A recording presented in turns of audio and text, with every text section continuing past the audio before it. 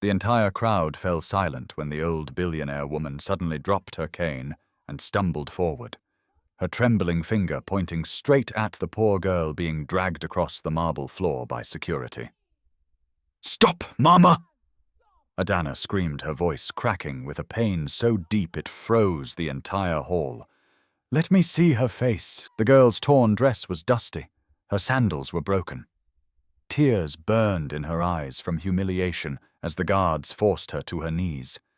But when she slowly lifted her face, Mama Adana gasped so violently her whole body shook, because staring back at her was the female reflection of her own grandson, CEO Jelani Okafor. Same eyes, same cheekbones, same jawline, and in that horrifying second one, impossible thought thundered through the old woman's mind. The baby they stole 20 years ago is alive. Before we continue, tell me, if someone poor walked into your life looking exactly like your family, would you believe in fate or suspect a scam? And where are you watching from today? Drop your country and local time in the comments. If you love powerful emotional stories with shocking twists, be sure to subscribe so you never miss the next one. Zuri had learned very young that poverty did not merely empty a stomach. It stripped a person in public. It made strangers feel licensed to speak to you, as if you were dirt, as if hardship had erased your name and turned you into a warning for others. That morning, before she was dragged across polished marble and stared at like a criminal, she had already lived through 3 humiliations before sunrise. The first came when the water stopped. She was standing barefoot in the narrow washing space outside the one-room shack she shared with Nafisa, staring at the dry tap as if anger alone could force it back to life. Dawn had barely broken over the rusted roofs of the settlement. Thin smoke curled into the pale sky. Babies were crying somewhere nearby. Radios crackled through torn curtains. The muddy path outside their door was already filling with feet hurrying toward a day of survival. "Did it stop again?" Nafisa asked weakly from inside. Her voice was soft now, too soft. Illness had eaten away the strength that used to fill it. Zuri turned quickly and forced brightness into her face before stepping back into the room. Only for a moment. "I'll fetch some from the standpipe." The lie came easily, not because she enjoyed lying, but because truth had become too heavy for the sick. The room smelled of eucalyptus oil, damp walls, and medicine they could no longer afford in full doses. A thin curtain divided the sleeping space from the cooking corner. Their mattress sagged. Their metal trunk had one broken hinge. On the crate beside Nafisa's bed sat a small paper bag with the last of her tablets folded carefully, as if neatness could multiply them. Nafisa watched Zuri with tired eyes that still carried stubborn love. "You did not sleep." Zuri reached for the faded scarf hanging from a nail and tied it around her braids. "You did not either." Nafisa tried to smile, but pain pulled at one side of her mouth. "You should not go to that rich people's event if the road is far." "I'm not going to beg," Zuri said, sharper than she intended. Then she softened immediately, kneeling beside the bed. "I told you. One of the women from the catering staff promised me a small finder's fee if I returned the envelope her boss dropped yesterday. Maybe more work too. Just a delivery. That's all." Nafisa's fingers, thin and warm, closed around her wrist. "Rich people make promises the way clouds make shadows. They do not always mean rain." Zuri almost laughed. Almost, but the truth sat like a stone in her chest. Rent was overdue. The landlord had already pounded on their metal door twice this week. The clinic wanted payment before the next round of treatment, and last night Nafisa had coughed blood into a cloth and hidden it under the bed, as if Zuri would not notice. So yes, she was going. Not because she believed the wealthy woman who had smiled without seeing her. Not because she trusted the shining world behind the gates. She was going because medicine cost money, and love without money was often another form of helplessness. By 7, Zuri was balancing a tray of bean cakes on her head, weaving through traffic at the bus stop to sell breakfast before leaving for Victoria Island. Men in wrinkled shirts bought from her without meeting her eyes. A schoolgirl gave her an extra coin and whispered, "For your mother." An older woman tried to bargain over one cake, as if crushing Zuri's profit by a few naira would lift her own burden. That was humiliation number 2, being needed by everyone and respected by no one. By the time she reached the estate gates where the event was being held, the city had fully woken into its usual roar. Black SUVs rolled in beneath white floral arches. Security guards stood upright in tailored uniforms.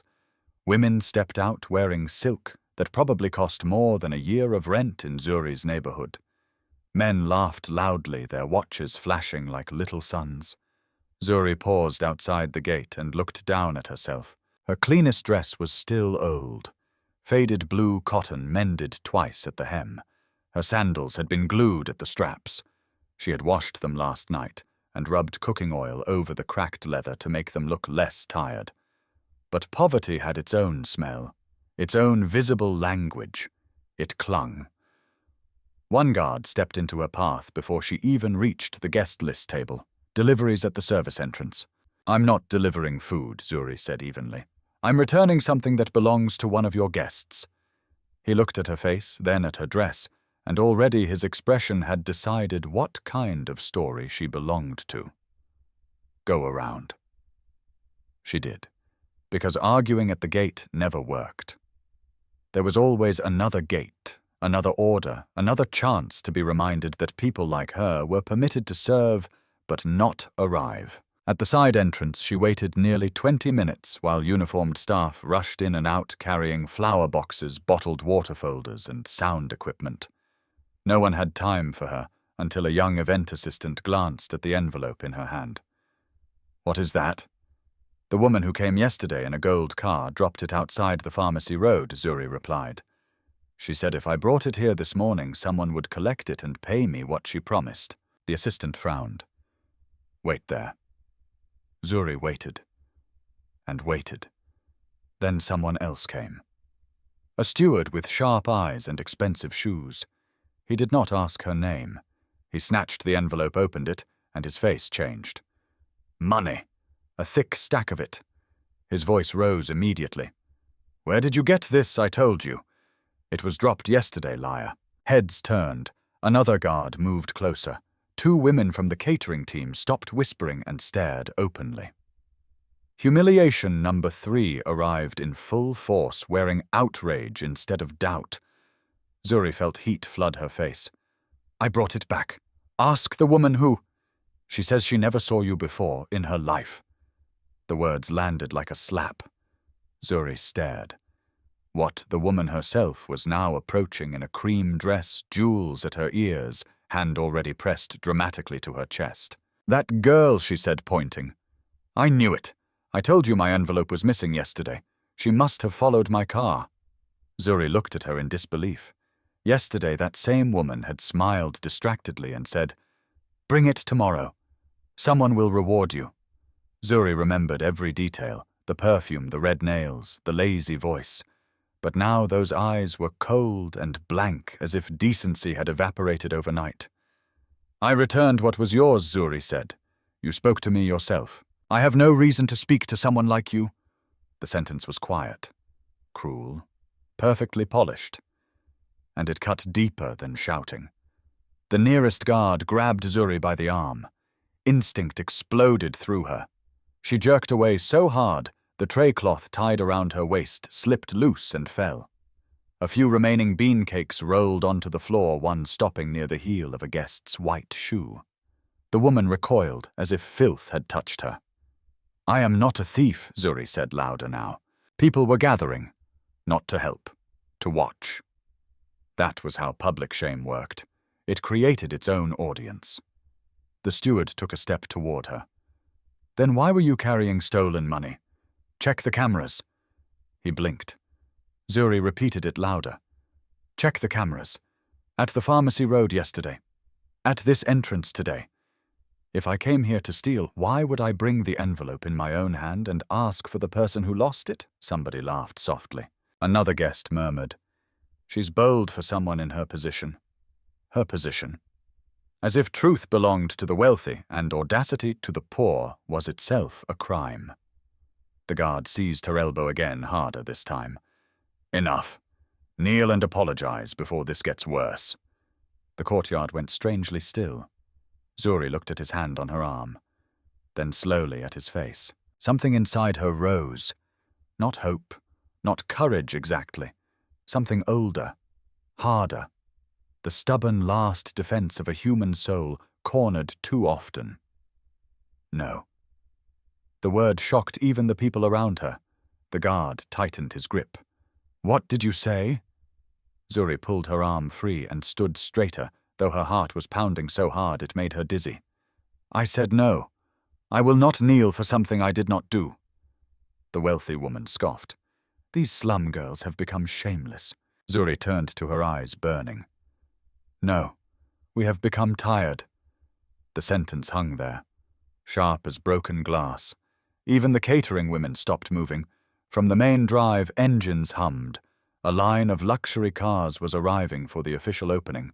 Staff hurried to attention. The guards suddenly looked torn between dragging Zuri away and performing their roles for the real royalty approaching. Zuri did not yet know that one of those cars carried the woman who would blow open her life. She only knew her breath was shaking. Her pride was the only thing still standing, and somewhere back in the settlement, Nafisa was waiting for medicine Zuri might no longer be able to buy. The rich woman in cream folded her arms. Throw her out! A guard reached for Zuri again, and just as his fingers closed around her sleeve, the long black limousine stopped at the foot of the marble steps. Doors opened. Voices hushed, every back straightened, because Mama Adana had arrived. By the time the last guest had finished retelling the scene from the courtyard, the story had already changed shape 3 times. In one version, the poor girl had tried to snatch a donation envelope and run.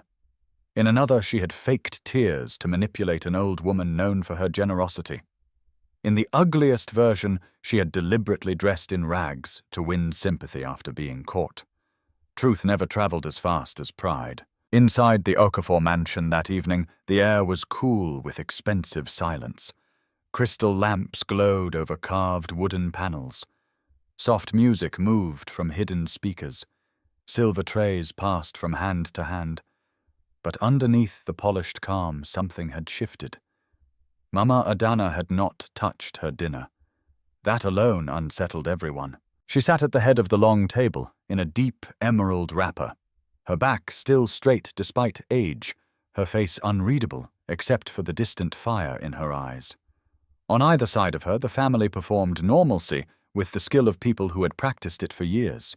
Jelani, the public face of Okafor Group, cut into his grilled fish with measured precision.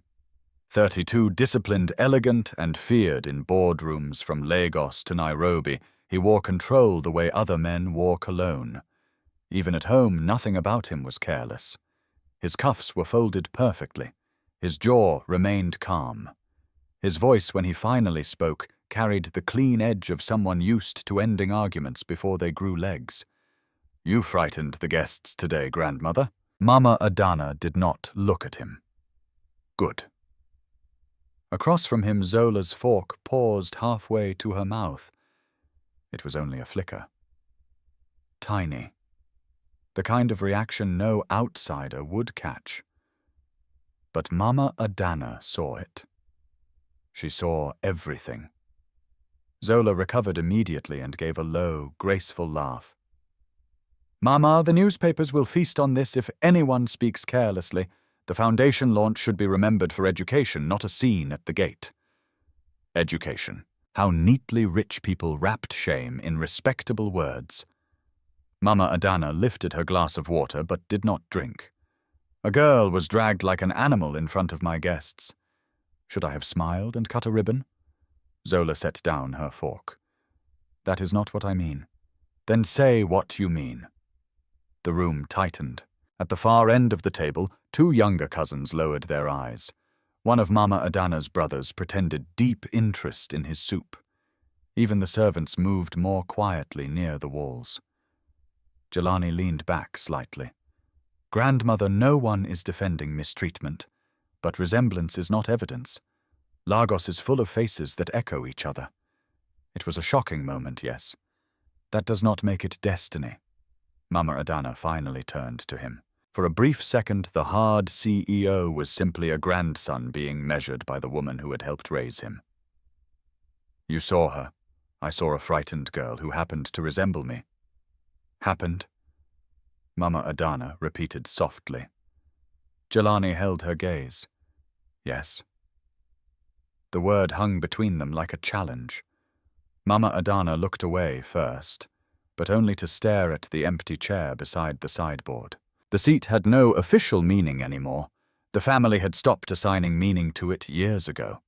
But in her mind it remained occupied by ghosts, by her daughter Adaze, by the baby who vanished before she could even be properly named in the family records. 21 years had passed, but grief did not measure time like calendars did. It measured by wounds reopened without warning. A laugh that sounded familiar, a scent carried by wind, a face appearing where no face should be. And that afternoon on the marble steps beneath the arches of her own foundation launch, she had looked into the eyes of a poor stranger and felt the dead pound against the walls of memory. She pushed her plate away. I want the name of that girl. Zola moved too quickly. Mama, surely there is no need to involve the household in some street coincidence. Again. Too fast. Too polished. Mama Adana turned slowly toward her daughter-in-law. Zola was still beautiful in the disciplined way of women who had built power from presentation, smooth skin, elegant neck, perfect posture, every word measured, every reaction edited. She had entered the Okafor family years ago with charm and velvet humility. No one had noticed how quickly humility hardened into influence, no one except Mama Adana. There is need when I say there is need, the old woman replied. Zola smiled, but the skin around her mouth had tightened. Of course. Jelani dabbed his lips with a napkin. What exactly are you suggesting? Mama Adana did not answer at once. Instead, she let silence force everyone to wait. Then she said, I am suggesting that I know my own blood. A spoon dropped somewhere near the service entrance. A servant flinched and bent immediately to retrieve it. Jelani's face remained controlled, but a thread of impatience entered his tone. With respect, you are suggesting something impossible. Impossible things are often just truths buried by arrogant people. Grandmother, no. Her voice sharpened. Do not speak to me as if I am some old woman chasing shadows because age has softened my mind. My mind is the only reason half this family still eats from silver. Nobody moved. Nobody breathed too loudly. Jelani lowered his eyes for a second, not in surrender, but restraint. Then tell me plainly, what do you believe? Mama Adana's fingers curled around the edge of the table. I believe the child they told me was gone may never have died at all. The sentence entered the room like thunder. One cousin made a startled sound before catching himself. Mama Adana's brother looked up sharply. Zola did not move, but all the blood drained from her face so quickly it was almost violent. There it was. Not sorrow, not sympathy. Fear. Jelani exhaled slowly through his nose, a habit he had when irritation threatened to show. The accident happened 21 years ago. The hospital records were clear. Adaeze died on impact. The infant disappeared in the chaos. Police searched. Private investigators searched. Nothing was found. Because someone wanted nothing found. His gaze hardened. That is a very serious accusation, and still not as serious as what a mother feels when she is asked to mourn without a body. The words cracked through the dining room. Not loud. Worse than loud. True. For a moment, even Jelani had no answer. Mama Adana rose carefully from her chair. A servant stepped forward to assist her, but she waved him off. When grief speaks long enough, she said, the family begins to call it madness. It is convenient. Madness requires no investigation. She began walking slowly toward the wide windows overlooking the back gardens. Outside, fountains shimmered in soft gold light. Everything on the estate had been designed to suggest permanence, control, legacy. How little Stone knew of betrayal. Without turning around, she continued. "That girl had your eyes, Jelani." He did not respond. "She had a Daeza's mouth," Mama Adana said, "and when they grabbed her arm, she did not cry for mercy. She looked at them the way your mother used to look at men who mistook cruelty for authority. That landed harder than she intended." Jelani stood chair-scraping lightly against the floor. He rarely spoke of his mother. Few in the house did. Adaeza's death had become one of those family tragedies polished into a framed silence, always respected, never touched. "You are letting resemblance awaken pain," he said, "and you are letting logic protect your comfort." Their eyes met across the room. Zola rose, then graceful as ever, stepping into the fracture before it widened. "Please, this is reopening wounds for everyone. Jelani, your grandmother needs peace tonight, not debate." Mama Adana turned. "Do not tell me what I need." Zola stopped. "I meant only I know what you meant." A servant entered quietly to refill glasses, then froze, sensing the atmosphere, and retreated without touching the tray. Mama Adana returned to the table. "Tomorrow," she said, "I want the guest lists, the security footage, and the names of every staff member present when that girl was accused."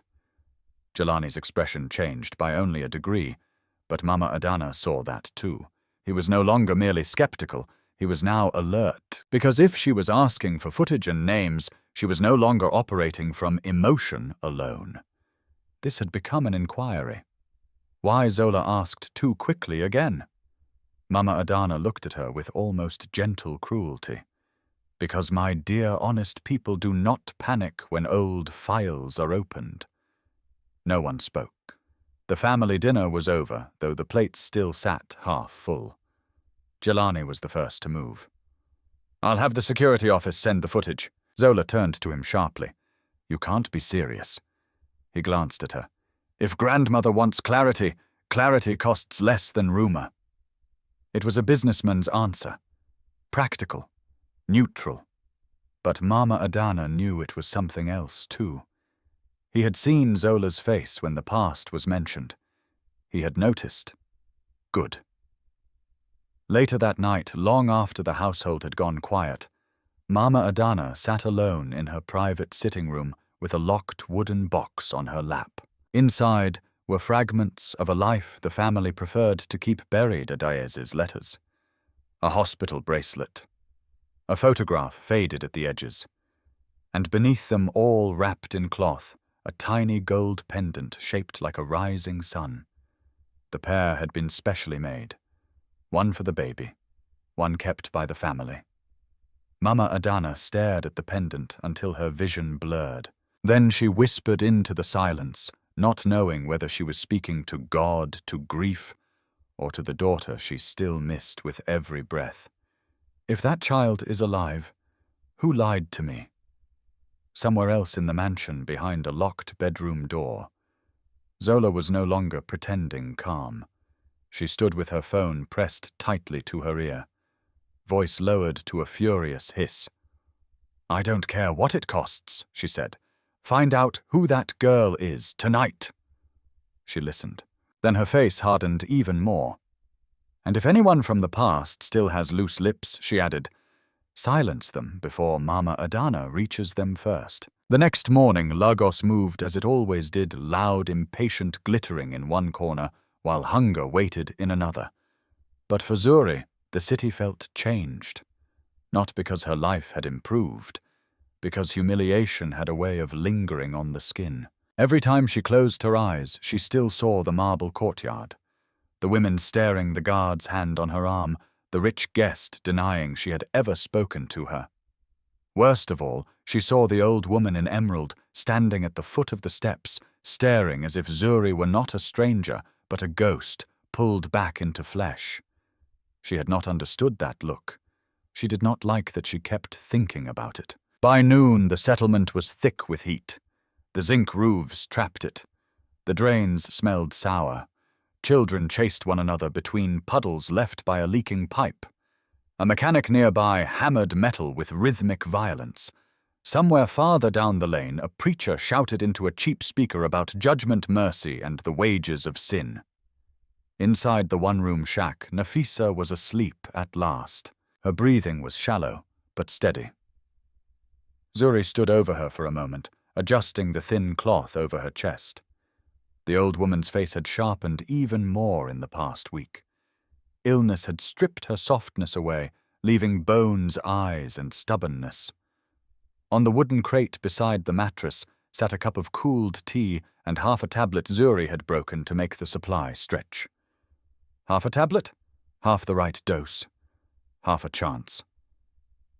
Zuri turned away before the anger in her throat became tears. A knock sounded against the metal doorframe. Not the landlord's pounding, not the casual tap of a neighbor. 2 measured knocks. Zuri stiffened immediately.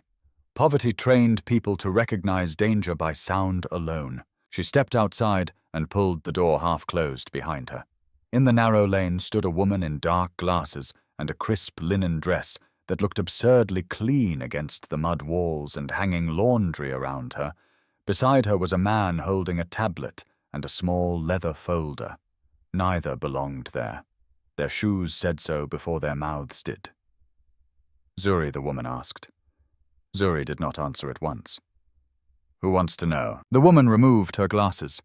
Her expression was not rude, but it carried the smooth authority of someone used to being obeyed quickly. My name is Ife. I work for Mama Adana Okafor. The name landed heavily. Zuri's face cooled. Then tell Mama Adana Okafor I do not steal, and I do not perform for rich families who enjoy strange games. The man beside Ife shifted awkwardly. Ife herself remained composed. She does not believe you stole anything. Then why am I being visited like a suspect? She would like to speak with you. Zuri almost laughed. Yesterday your people watched me get dragged like a criminal. Today I am invited. She was not pleased by what happened. Zuri folded her arms. Rich displeasure does not pay clinic bills. The line seemed to strike more deeply than she expected. Ife glanced toward the closed door behind Zuri, then back at her face. We understand your mother is unwell. Zuri's shoulders hardened. Do not say that like you understand anything. The mechanic down the lane had stopped hammering. 2 women washing clothes nearby were pretending not to listen while missing nothing. Zuri lowered her voice. You should leave. Ife hesitated, then reached into the leather folder and withdrew a card. Mama Adana is at St. Catherine's private hospital today visiting a foundation partner. If you change your mind, come there by 4. She said to tell you this is about the pendant you were wearing yesterday. That froze something inside Zuri. Very slightly, very dangerously. Her hand moved almost unconsciously to the chain beneath her dress. Ife noticed. So did Zuri. And she hated that anyone from that family had managed to notice what she herself guarded most carefully. I said leave, Zuri repeated. This time Ife nodded. She placed the card on the windowsill beside the door instead of forcing it into Zuri's hand. Then she and the man turned and walked back toward the waiting SUV at the end of the lane. The muddy ground splashing against tires too expensive for that neighborhood. Only after they were gone did the 2 women nearby begin whispering openly. Private hospital, one murmured. Maybe she really knows those rich people, or maybe she has trapped herself in something bigger. Zuri ignored them. She snatched the card from the sill and stepped inside, bolting the door. For a long moment she simply stood there. Then she pulled the chain from under her collar. The pendant rested against her palm, small old gold rubbed thin at the edges by years of skin and weather. A rising sun. Not ornate, not heavy. But unlike anything else they owned. She had asked Nafisa about it many times while growing up. Where did it come from? Who gave it to me? Why did you never sell it when we had nothing? Nafisa always gave the same answer. It belonged to you before you belonged to me. As a child, Zuri had found that answer magical. As a woman, she found it unsettling. By 2:30, Nafisa was awake again and trying to sit up. "You are restless," she said, studying Zuri's face. Zuri poured water into a cup. "Some people came." Nafisa's hand tightened on the blanket. "What people?" "From the Okafor family." The silence that followed was too immediate, too sharp. Zuri noticed at once. Nafisa took the cup with fingers that trembled more than usual. "Why?" "They said the old woman wants to speak to me." "About this." Zuri showed her the pendant. For the briefest second, fear flashed across Nafisa's face like lightning. It vanished so fast another person might have missed it. Zuri did not. "You know something," she said quietly. Nafisa looked down into the water. "I know only that trouble has finally remembered our address. That is not an answer." "No." Nafisa lifted her eyes. "It is a warning." Zuri knelt beside her. "Mama." Whenever she used that word instead of Nafisa, the older woman's features softened despite herself. Zuri kept her voice gentle. "Yesterday that family looked at me like I had fallen out of the sky. Today they send a polished woman and a car into this place to find me. And when I mention the pendant, you look frightened. Tell me what I am walking into." Nafisa's mouth parted, then closed again. Pain crossed her face, not physical pain this time, but something older and more punishing. Before she could speak, a violent coughing fit seized her. Zuri caught her shoulders, held the cup aside, and waited until it passed. When Nafisa leaned back again, exhausted, sweat glistened along her temples. "You need the hospital," Zuri whispered. Nafisa gave a weak half-smile. "And you need the truth. Yet look at us. Neither can afford what is needed." The words pierced her. Zuri stood up too fast and moved away before her grief became rage. By 3:30 she had made her decision. Not because she trusted Mama Adana, because uncertainty was becoming its own cruelty. She took a bus to St. Catherine's, one hand on her bag, the other curled around the pendant under her dress. The private hospital rose from the city like a promise made to people with money. White stone walls, manicured shrubs, spotless glass. Even the air smelled different near the entrance. Cold, controlled, safe for some, never meant for all. Zuri felt the usual resistance in her body the moment she approached places like that. Her spine straightened, her jaw locked. Every instinct told her to prepare for insult. Inside the lobby gleamed. Nurses moved briskly behind a polished reception desk. Family members sat on curved sofas, speaking in muted voices. A pianist in the corner played something soft and unnecessary. Ife was already waiting. "This way," she said. Zuri did not answer. She followed. They passed the main wing and moved toward a quieter corridor lined with framed photographs from foundation events, school openings, immunization drives, women smiling beside sewing machines, executives handing giant checks to people who looked grateful because poverty often had to smile for funding. At the end of the corridor near a private garden court, Ife stopped. Mama Adana stood by a bench beneath a flowering tree dressed in ivory, this time one hand resting on a cane. Sunlight filtered through the leaves and broke across her silver head wrap. She looked less like a billionaire in that moment than a woman carrying too much history in her bones. When she turned and saw Zuri, her breath caught again. That same look. Recognition without reason. Pain without permission. Zuri stayed where she was. "You wanted to see me." Mama Adana dismissed Ife with a small motion. The assistant withdrew out of earshot. For a few seconds, neither woman spoke. Then Mama Adana said very softly, "Come closer." Zuri did not move. Why, the old woman swallowed. "Because yesterday I thought grief was playing games with my eyes. Today I need to know whether I was wrong." Zuri almost turned around right then. But Mama Adana's voice did not sound cruel. It sounded frightened. That was new. Rich people were many things around the poor, dismissive, amused, irritated, fake kind. They were rarely afraid. Slowly, Zuri stepped nearer. Mama Adana's gaze moved over her face with unbearable intensity. Brow, eyes, nose, mouth, chin. Not like a socialite judging someone. Like a witness reading a language she thought had died. Then her eyes dropped to the pendant. "May I see it?" she asked. Zuri's entire body went tight. "No." Mama Adana lifted her head. There was no offense in her face, only patience stretched thin by emotion. "Please." The word startled Zuri more than an order would have. Still she hesitated. Then, with visible reluctance, she drew out the chain and opened her palm.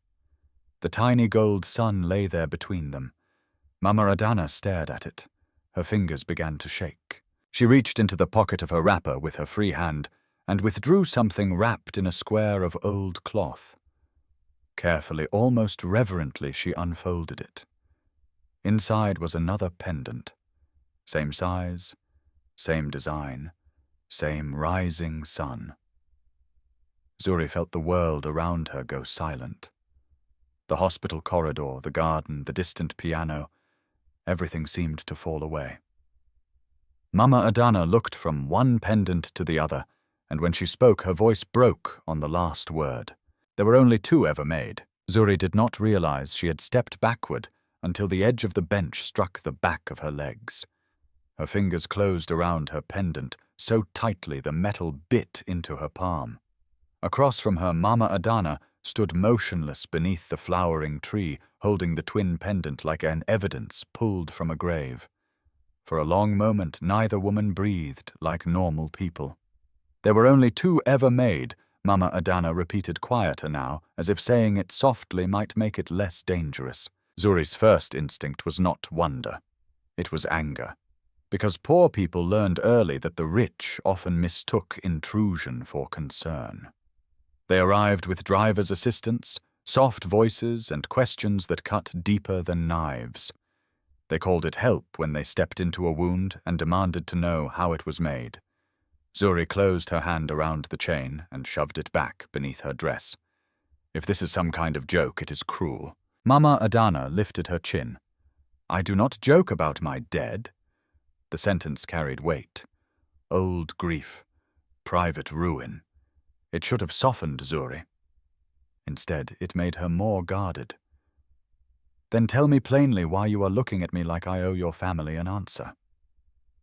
Mama Adana's face changed slightly, not with offense, but with the recognition that she was not standing before a frightened child. Zuri's poverty was visible, so was her pride. One did not erase the other. "I am looking at you," the old woman said, "because 21 years ago my daughter died in what I was told was a tragic accident. Her baby disappeared that same night.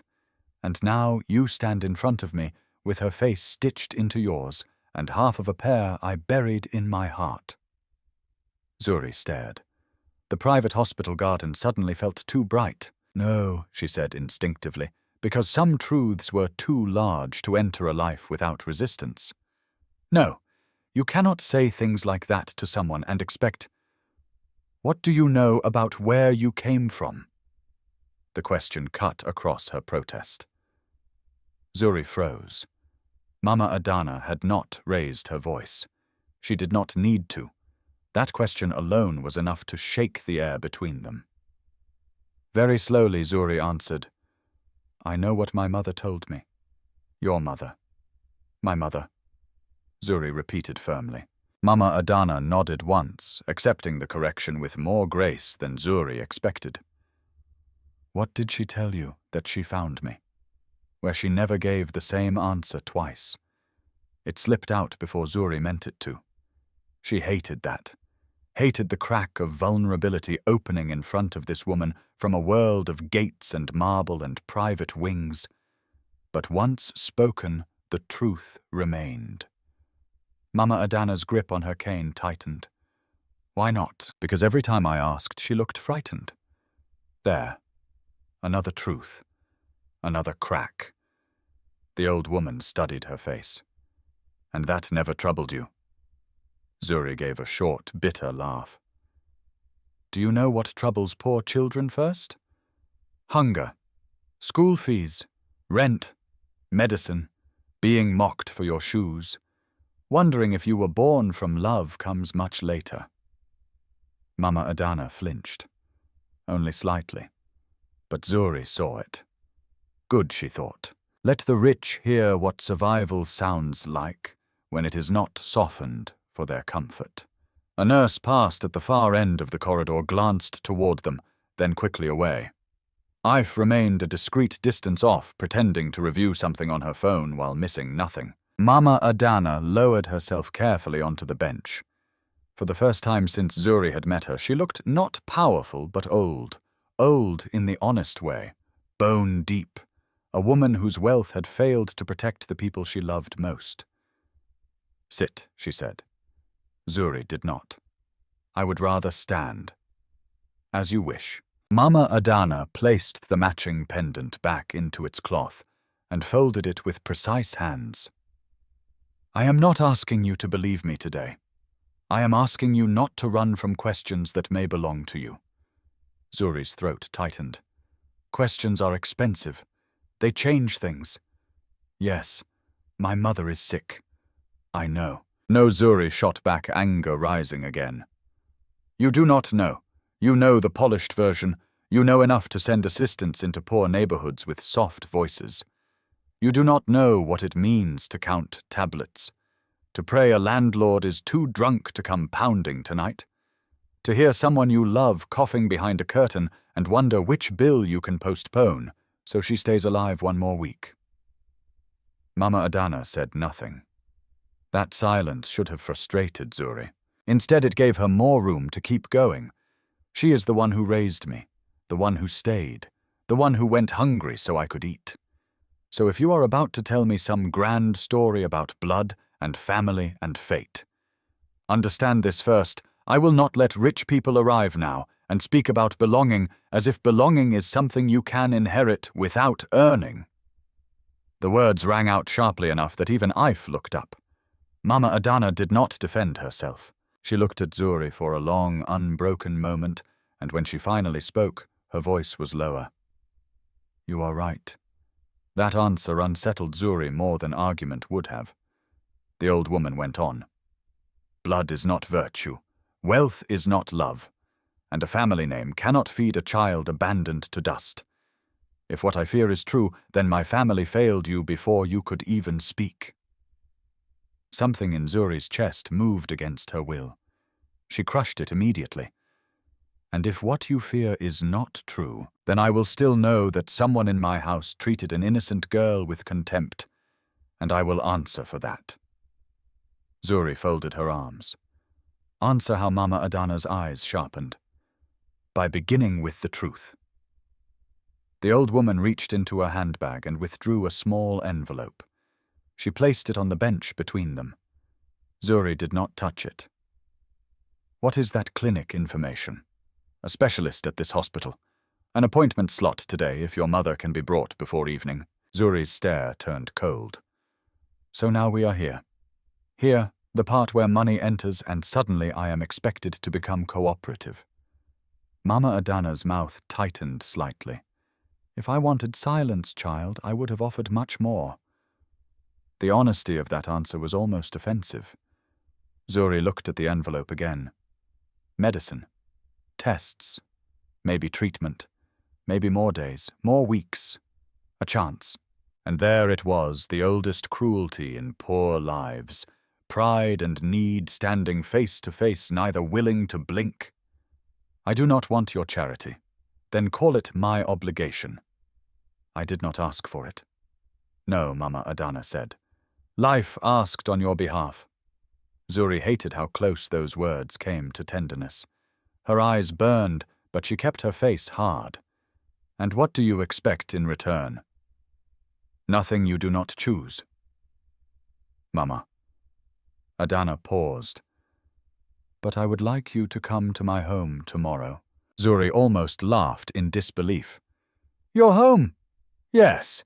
The same house full of people who looked at me as if I had crawled in from the gutter." Mama Adana's gaze did not waver.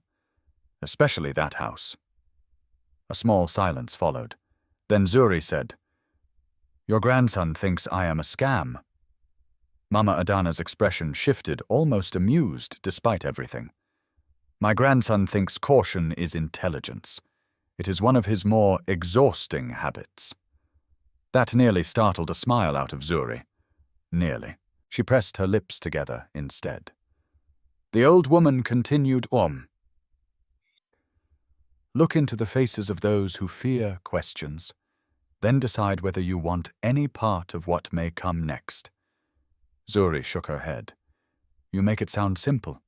It is not simple." Mama Adana rose again with visible effort. "It may be ugly. Truth often is." She took one step closer.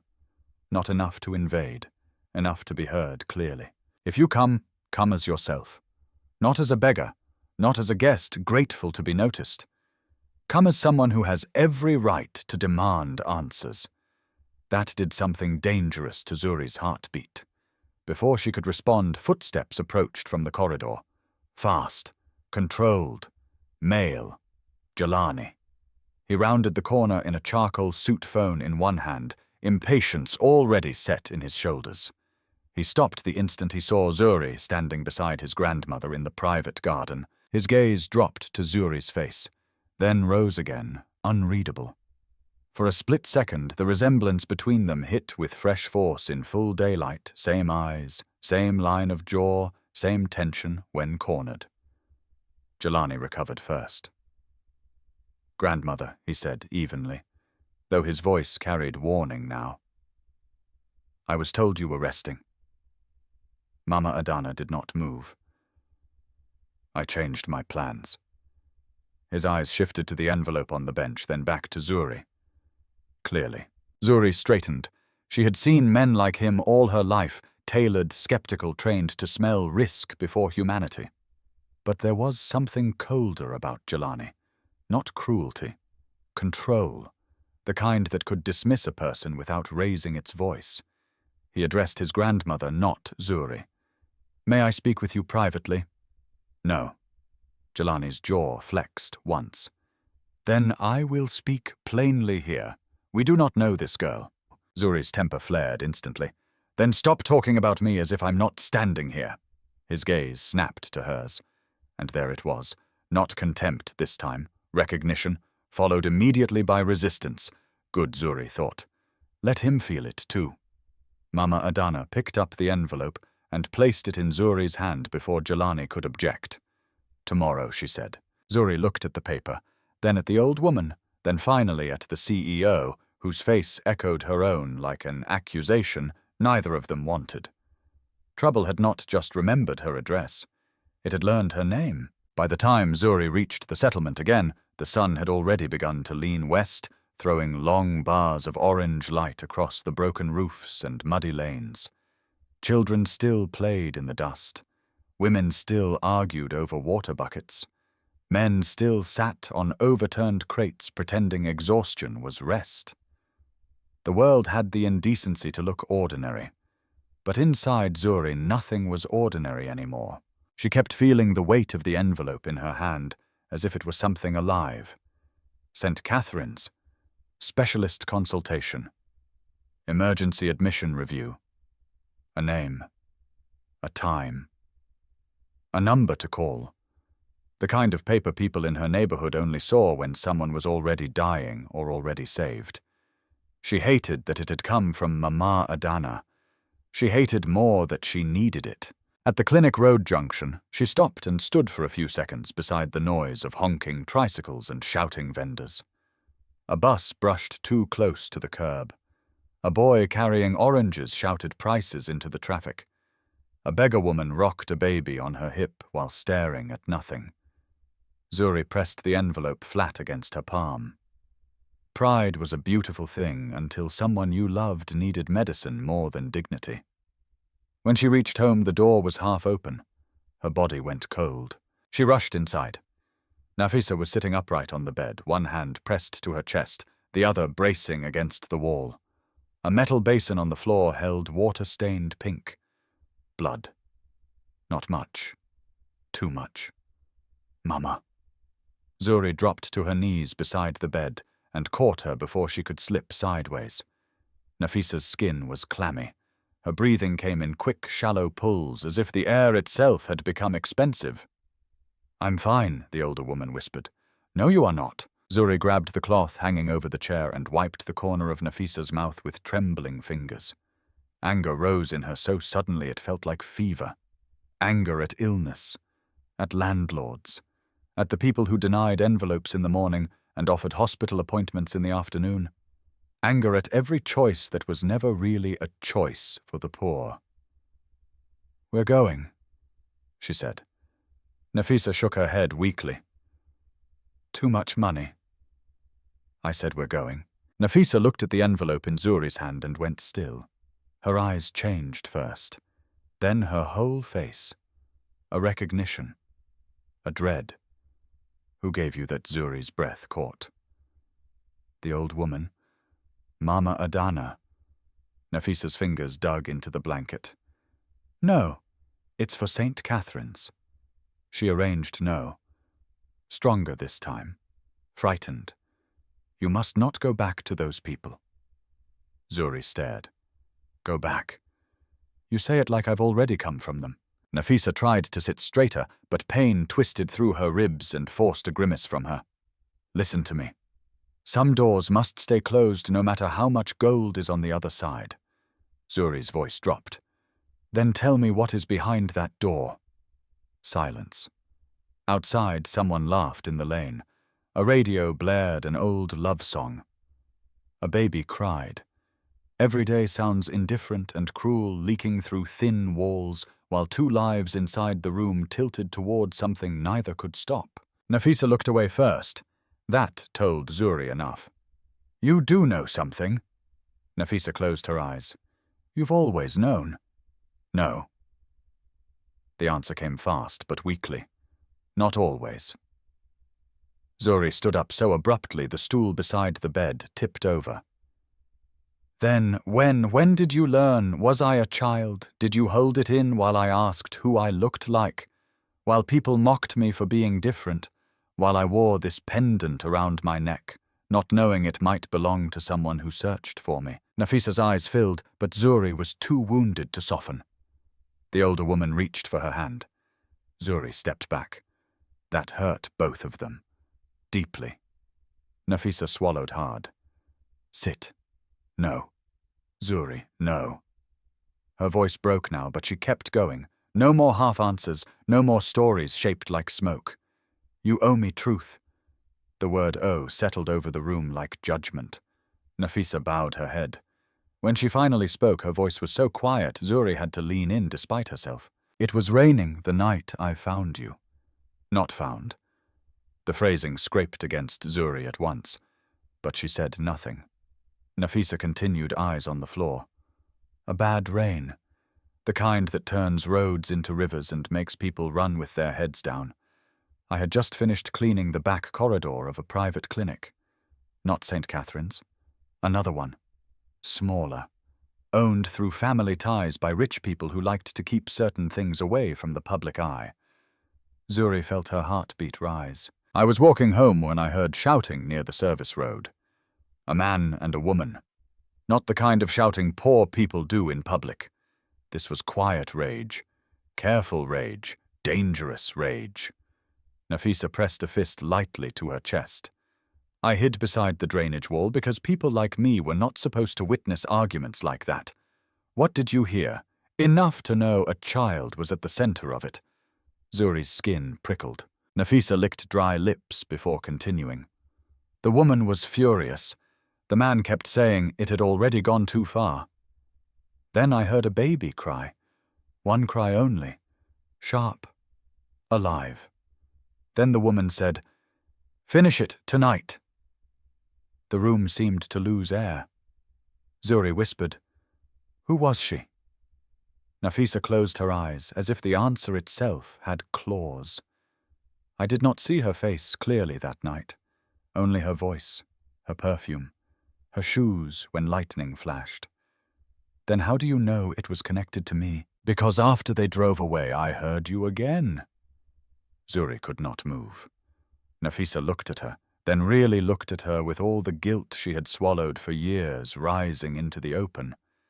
You were wrapped in a wet cloth beside the drainage stones, not laid there by accident, dropped there, like trash someone feared to carry longer. Her voice cracked. But you were alive, cold, angry, fighting. Zuri felt something split behind her ribs. She had spent her whole life imagining mystery. Not this. Never this. Nafisa's tears slid down slowly, carving tired paths through the lines illness had deepened in her face. There was a tiny stitched symbol on the blanket, a rising sun. And around your neck this. She touched the chain beneath Zuri's dress with trembling fingertips. I thought if I took you to the police, whoever abandoned you would claim you first. And if the woman I heard truly wanted you dead, then reporting you was the same as returning you. Zuri opened her mouth, then closed it again. Her mind raced ahead of her breathing. You said the woman, not the people. Nafisa looked ashamed. Because later I saw her. Zuri went still. When? 2 years after I brought you home. I was cleaning at an estate function. She arrived in a silver car. Beautiful. Calm. Rich in the way only dangerous people look when they are sure nobody can touch them. Nafisa's fingers trembled against the blanket. I recognized the perfume first, then the shoes. Same style, same sharp heel, same voice. Who Nafisa's eyes flooded. I did not know her name then. That is not what I asked. Before Nafisa could answer, another coughing fit struck worse this time, deeper, tearing through her body so violently, Zuri lunged forward to hold her upright. Nafisa coughed into the cloth Zuri pressed to her lips. When she pulled it away, there was more blood. Zuri's anger vanished under terror. Enough. No more waiting, no more wounded pride, no more trying to separate truth from treatment. She grabbed the old bag from beneath the crate and began stuffing in a wrapper documents, Nafisa's pills, the kettle cup, anything they might need. Nafisa clutched at her wrist weakly. No hospital. Yes, hospital. They'll ask questions. Let them. You don't understand. If those people know, they already know something. Zuri snapped, then lowered her voice when Nafisa flinched.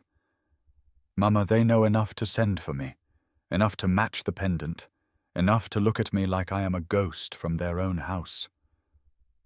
Nafisa's face crumpled, not because Zuri was wrong, because she was right too late. They will take you from me, the older woman whispered. The sentence shattered something inside Zuri more completely than any revelation so far. She dropped to her knees beside the bed and took Nafisa's face in both hands. No, she said fiercely. Listen to me. Nobody takes me from you, not rich people, not blood, not the past. Do you hear me? You raised me. You stayed. You are my mother, even if you did not birth me. Nafisa sobbed once, the sound small and broken. Zuri leaned her forehead against hers. For a moment they stayed like that, grief and love pressed together in a room too poor for secrets this large. Then Zuri pulled back. But if you love me, you will stop hiding. You will live long enough to tell me everything. Nafisa looked at the bag, at the envelope, at Zuri's face. Fear battled exhaustion. Love lost, barely. Help me up, she whispered. It took 10 minutes to get her into a taxi, because no ambulance was coming for women from their lane, unless a camera crew followed it. Zuri borrowed money from a neighbor for the ride, ignoring the woman's suspicious questions. She wrapped Nafisa in 2 shawls, though the evening was warm, and half carried her to the roadside, while men watched and did not offer help until the weight became visible. The taxi driver complained about stains before he complained about traffic. Zuri nearly struck him.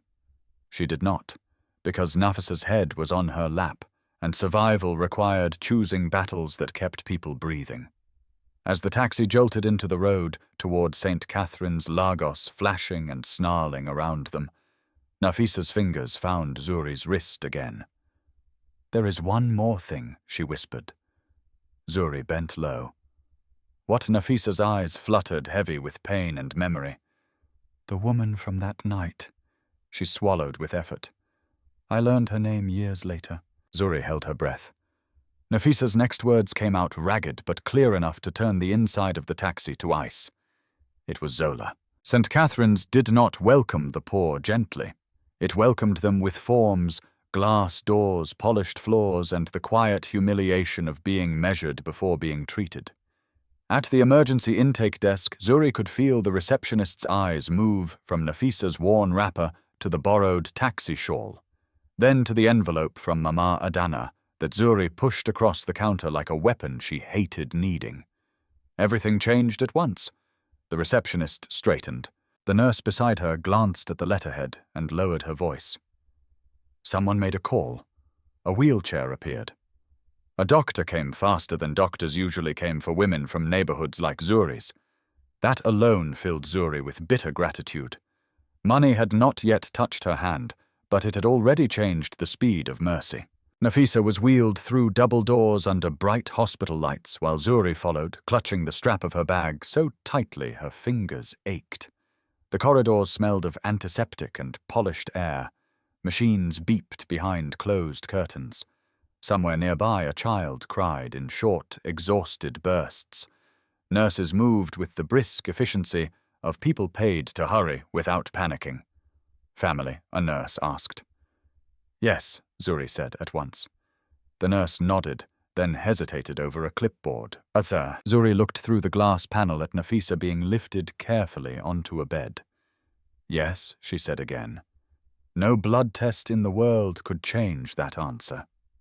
Within an hour, Nafisa had been examined, put on oxygen, and admitted for scans. Zuri sat rigid in a chair outside the treatment room, too tense to feel the pain in her own back. She had not eaten since dawn. Her head throbbed from heat fear and the taxi fumes still trapped in her lungs. Yet her mind would not slow. Zola. The name had landed in the cab like a thrown blade. Zola.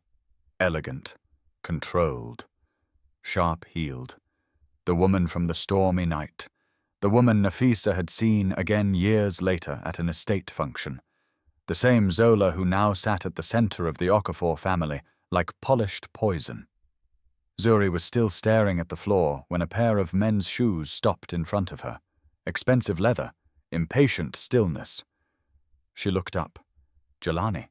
He stood in a dark suit with his jacket unbuttoned, phone in one hand, the other resting at his side with the restrained tension of someone who had arrived fast and resented needing to show it. Behind him, Ife stood quietly, eyes scanning the corridor. For 1 second, Zuri said nothing. She was too tired to hide her dislike.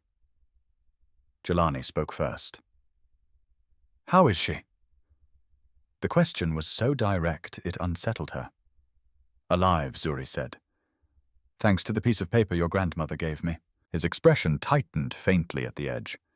"You're welcome." Zuri let out a small, humorless laugh. "I wasn't thanking you." Ife glanced down. Jelani, to his credit, did not snap back. Instead, he looked through the glass toward the treatment bay. "Has the doctor said anything?" "They're still running tests." He nodded once, businesslike, then turned to Ife. "Stay with the admitting office. Make sure billing delays nothing." Zuri's eyes hardened immediately. "I said I do not want charity." Jelani looked back at her. "This is not about your pride. It is always about pride when rich people decide how help should be given." The line sat between them sharply. Jelani seemed to weigh 10 different responses and discard 9. "Fine," he said at last. "Call it efficiency. My grandmother asked for care. I'm making sure it happens." Zuri crossed her arms. "Why are you here?" He gave the answer too quickly. "Because I don't like unanswered questions, or because I might embarrass your family if I die in your hospital corridor." That one landed. His jaw shifted. If I cared about appearances first, you would not be sitting here. Before Zuri could answer, a door opened behind them, and Mama Adana emerged from a private consultation room with a physician in a white coat. She had clearly already been in the building. Of course she had. People like her did not arrive at hospitals uncertainly. They arrived as institutions. When she saw Zuri, her face softened with visible relief. And Nafisa? Being treated, Zuri replied. Mama Adana nodded and thanked the doctor with a quiet authority that made the man look more deferential than any white coat usually allowed. Once he left, she turned fully toward Zuri. Did she say anything more on the ride? Zuri went still. Jelani noticed at once. More about what Mama Adana's gaze flicked to him, then back to Zuri. She understood immediately that something had changed. Nafisa named someone, Zuri said. The old woman's hand tightened around her cane. Who? Zuri did not enjoy the fear that crossed Mama Adana's face, but she did not trust fear that came easily from the rich. Too often it was just a performance to control the next scene. She said the woman she heard the night I was abandoned, the woman she later recognized at an estate event. Zuri swallowed hard. She said it was Zola. The corridor seemed to freeze. Even Ife stopped moving. Jelani stared at her, not with disbelief exactly, but with the sudden stillness of a man watching a crack form inside a building he thought he understood. That is a serious accusation, he said quietly. Zuri's temper flared despite exhaustion. People keep saying that as if seriousness makes lies more frightening than truth. Mama Adana lifted a hand not to silence her, but to steady the moment. Did Nafisa explain how she knew? She recognized her years later by her voice, her perfume, her shoes. Zuri laughed bitterly. Apparently wealthy women leave signatures too. Jelani looked away for a second, thinking fast. Zuri could almost hear the internal machinery, the legal mind, the strategic mind, the son of legacy, calculating risk, motive, evidence. When he faced her again, the cold polish was still there, but something else had entered it now. Attention. Real attention. Is Nafisa strong enough to repeat that to a doctor? Or to legal counsel if needed? Zuri stepped toward him at once. She is strong enough to breathe. That is all I need from her tonight. Jelani accepted the rebuke. Barely. A statement matters. She is not your witness. That hit harder than he expected. Mama Adana spoke before the clash sharpened. Enough. Her voice did what wealth often could not. It restored order by force of history alone. She turned to Jelani. Get the old records. I already started. Zuri looked at him sharply. He met her gaze. After yesterday, I requested internal security copies from the foundation venue, and today I had our archives office reopen the files from Adeas's accident. Mama Adana's eyes narrowed slightly.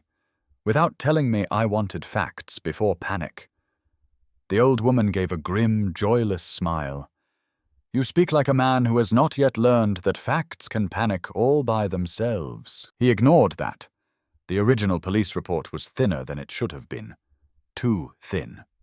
A missing infant in a family like ours should have created a paper trail miles deep. Instead, there are gaps. What kind of gaps? Mama Adana asked. Jelani glanced once at Zuri, as if deciding whether to say it in front of her. Then he did. The hospital security log from the night of the accident has 2 overwritten entries. A section of CCTV was marked corrupted. The private driver assigned to Zola that week abruptly resigned 3 days later and vanished from payroll records. And the head of estate security at the time, Omari, signed off on movements around the clinic road after midnight. The name slid into the corridor like a knife. Omari.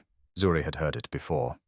At the event launch, one of the older staff had murmured it while speaking about the house manager who had once controlled all estate logistics before stepping into a quieter advisory role. She looked at Mama Adana. You knew him? The old woman's expression darkened. Too well. Jelani continued, more grim now. None of this proves Zola orchestrated anything, but it proves the past was touched by deliberate hands. Deliberate hands. That phrase settled heavily in Zuri's chest. Not fate, not chaos. Hands, people, choices. Behind the glass, Nafisa stirred weakly in bed as a nurse adjusted her oxygen line. Zuri turned, immediately instincts pulling her toward the room. Then the doctor from earlier approached with a tablet. "You're Zuri, yes. She's stable for now," he said. "There's severe infection and advanced lung damage, but the intervention started in time.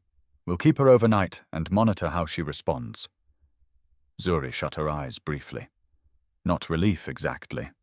Relief was too complete a word, but something near it, something that allowed breath to return without permission. "Can I see her?" "For a minute." "No stress. She needs rest." Zuri nodded and took one step, then paused as the doctor added, "There's one more thing." All three Okafors looked at him now. "We ran routine blood grouping and family history intake to prepare for possible transfusion needs. The file attached to your case included a private request from Mrs. Okafor's office." He nodded toward Mama Adana for comparative DNA analysis if consent became possible. Zuri turned sharply. "You what?" Mama Adana lifted her chin. "I arranged the possibility, not the theft of your choice." Jelani stepped in before the spark became flame. "No one has tested anything without consent." The doctor held up a hand. "Correct. We need written approval from both parties." The corridor went silent again. There it was. The door. Not rumor now, not resemblance, not pendants and frightened memories and overwritten logs. Science. A line crossed or refused. Zuri looked from the doctor to Mama Adana, then to Jelani. His face was unreadable, but no longer dismissive. If anything, he looked as if the ground beneath his name had begun to move. "What happens?" Zuri asked slowly. "If I say no?" Mama Adana answered without hesitation. "Then no one touches a strand of your hair. And if I say yes," Jelani spoke this time, "then we stop guessing." Zuri stared at the glass room where Nafisa lay sleeping under hospital light. The woman who raised her. The woman who hid the truth. The woman who had chosen her life over the law because law in that moment may have meant death. Then she looked at the old woman with the twin pendant. Then at the CEO, whose face mirrored hers so precisely it no longer felt like coincidence. Her voice when it came was low but steady. "I'll do the test." Mama Adana closed her eyes for one brief second, as though bracing herself against hope. The doctor nodded. "I'll bring the forms." As he walked away, Zuri felt no triumph, only terror sharpened into purpose, because if the blood confirmed what the eyes already feared, then she was not just a poor girl with a strange resemblance anymore. She was proof, and proof in wealthy families could get people killed. The DNA samples were taken just after sunrise. A nurse swabbed the inside of Zuri's cheek with practiced calm, as if she were collecting nothing more than ordinary cells. Another sample had already been taken from Mama Adana under private supervision, and a comparative family reference was being authorized through Jelani to speed the process. Everything happened quietly, efficiently, legally, and still it felt like treason. Zuri sat in a small consultation room afterward, staring at the sealed evidence pouch on the metal tray. It was absurd that something so small could threaten to rearrange an entire life. A few invisible strands, a few hidden markers, a verdict written in blood long before language. She should have felt curiosity. Instead, she felt exposed, because once the test was done, she could no longer pretend this was only a rich family's obsession. She had stepped across the line herself now. Whatever came next would no longer belong only to them. When the nurse left the room, grew too quiet. Zuri rested her elbows on her knees and pressed her hands together hard enough to whiten her knuckles. She could hear muffled hospital sounds through the wall wheels, rolling shoes squeaking, a monitor beeping steadily somewhere nearby. Life and illness continuing in indifferent rhythm. The door opened. Jelani entered without haste, but without softness either. He had taken off his jacket. His sleeves were folded once at the forearms, revealing the first signs that the perfect CEO exterior had started to crack under real strain. He closed the door behind him. Zuri did not stand. "Are you here to tell me what to do next?" she asked. No. He remained by the door for a second, studying her face, as if he were still trying to separate resemblance from fact. Finally, he crossed the room and sat in the chair opposite hers, leaving enough space to avoid insult. "I'm here," he said, "because if what Nafisa said is true, then last night wasn't just a family scandal. It was evidence of attempted murder." Zuri lifted her eyes slowly. "You say that so cleanly. How should I say it?" She gave a tired laugh. "Like a human being." His expression changed by a degree. "Not much." "Enough. I don't know how to say it any other way yet." That answer disarmed her more than a polished apology would have. Zuri leaned back and crossed her arms. "Then start with what you found." Jelani nodded once. "I went through the original accident file myself before dawn. The public version says my Aunt Adeze died when her car lost control during a storm on the expressway. The driver died too. The infant was allegedly ejected in the chaos and presumed taken by floodwater." Zuri's stomach turned. "Presumed?" "Yes." "So nobody proved anything?" "No, they declared tragedy faster than they investigated it." She stared at him. He continued, his tone clipped but no longer cold. "The more private records tell a different story. Adeze had left the family estate in a hurry that night after an argument. Her route should have taken her straight to her husband's apartment. Instead, phone records place her near a discreet medical annex owned through shell companies linked to our family holdings. Why would she go there?" Jelani's jaw tightened. "That's what I needed to know." He took a folder from under his arm and slid it across the small table between them. Zuri hesitated before opening it. Inside were photocopied records, transaction sheets, old photographs, printouts of emails, duty rosters. It looked less like family memory than the anatomy of a lie. "This annex," Jelani said, tapping one page, "was used for private consultations no one wanted attached to the main family hospital. Staff were rotated quietly. Security access was controlled by one office only." Zuri looked up. "Omari?" "Yes." The name settled with ugly weight. "He oversaw all after-hours movement," Jelani said. "Cars, security gates, private corridor access, camera storage. If footage disappeared that night, he would know how. If logs were altered, he would know where."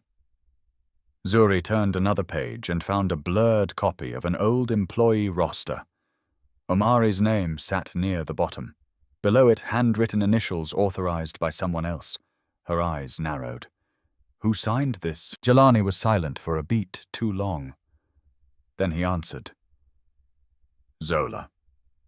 Zuri looked at him sharply. So Nafisa was right. She may have been. May. His voice hardened slightly. "I'm not protecting her. I'm being precise." Zuri dropped the folder onto the table.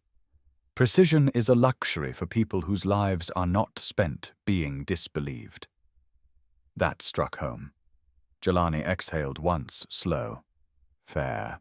He leaned forward now, forearms on his knees, all executive polish reduced to concentration and fatigue. "Listen to me. I believed this was coincidence. Then I believed it might be family grief looking for shape. But Zola's name appears too often in places it should not. She approved vehicle access that night. She authorized a private cash withdrawal 3 days later. And the driver who quit after the accident received money through an intermediary account tied to one of her personal assistants. Zuri felt cold spread slowly through her arms. She paid people. Yes. To kill a baby. Jelani's mouth tightened. Or to erase one. The room fell silent. Zuri looked back down at the papers, but the words had begun to blur. Not from weakness, from fury. From the growing horror of realizing that her life had not merely started in poverty. It had been pushed there, deliberately, carefully, by hands that returned afterward to dine under chandeliers and speak about legacy. Why, she asked. Jelani answered immediately this time. Power. He reached for one of the photocopies and turned it toward her. An old memo. A legal consultation note. Partial, but enough. My Aunt Adeas had discovered that her husband was moving company assets through off-book partnerships. She also intended to amend part of her inheritance structure after her daughter was born. If she filed, the new arrangement shares and family protections would shift toward her child. Zuri stared at him, and Zola was not yet where she wanted to be in the family. She had influence, but not enough. If Adeas's child lived and remained acknowledged, that child would become a protected branch of the bloodline with long-term claim and leverage. Zola's future and the future of anyone tied to her rise would narrow. Something bitter twisted in Zuri's chest. So she solved the problem. Jelani did not soften it. That's what it looks like. A knock sounded on the door. Ife stepped in quietly. Mama Adana is with Nafisa. The doctor says she's awake but weak. Zuri rose at once, but Ife's next words stopped her. There's more. One of the archive clerks called back. He found a sealed disciplinary note from years ago. Omari was almost dismissed once for failure to complete an instruction of a sensitive personal nature. The note was buried and never filed publicly. Jelani stood. Failure to complete, he repeated. Ife nodded. No details. Just that phrase. Zuri felt the meaning before anyone said it aloud. Omari had been ordered to finish something. He had not finished it. Not completely. Jelani's face had gone very still. Get me the original, and find out who buried the note. Ife nodded and withdrew. For a moment neither he nor Zuri moved. Then Zuri said, He didn't kill me. No. He left me there. Yes. Why? Jelani looked at the closed door after Ife, then back at her. Cowardice. Conscience. Fear. Any of the three could look the same at midnight. Zuri gave a small laugh with no humor in it. And rich people call that mercy afterward. He did not argue. They walked together to Nafisa's room in silence. The hallway windows were full of hot morning light now. Nurses crossed in and out of rooms. A cleaner pushed a cart past them, humming under her breath. Life continued because life always continued, even when one truth after another fell like walls. Inside the room, Mama Adana sat beside the bed, her cane resting against the chair, one hand lightly over Nafisa's wrist. It was a startling image.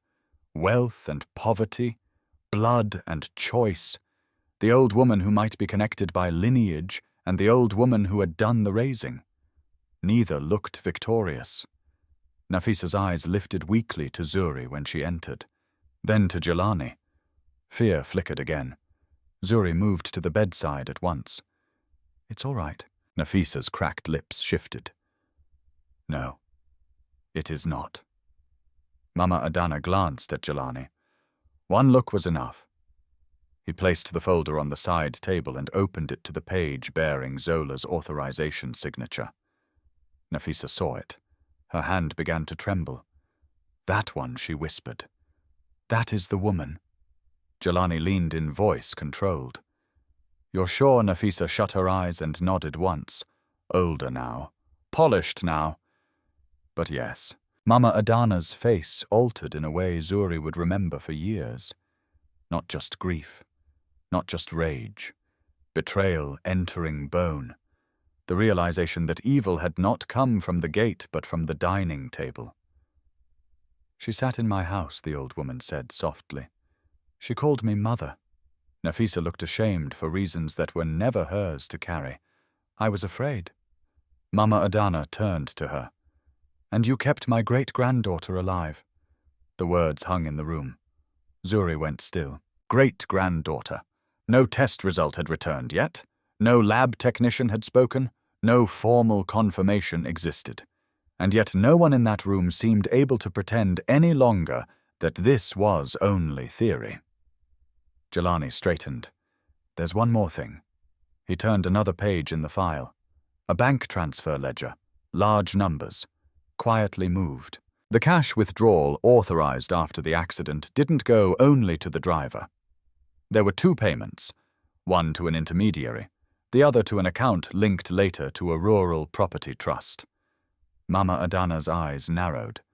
What property Jelani met her gaze?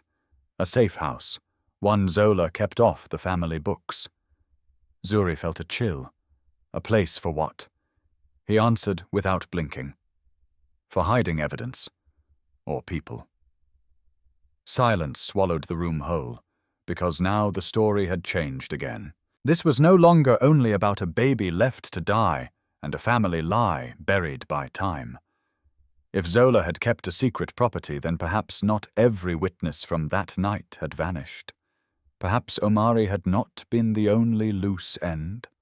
Perhaps somewhere in some locked room or forgotten ledger or frightened old servant's memory, the final pieces were still waiting. Zuri looked at the folder, then at the 2 older women, then at Jelani. Her voice came out low and steady. Then we go there.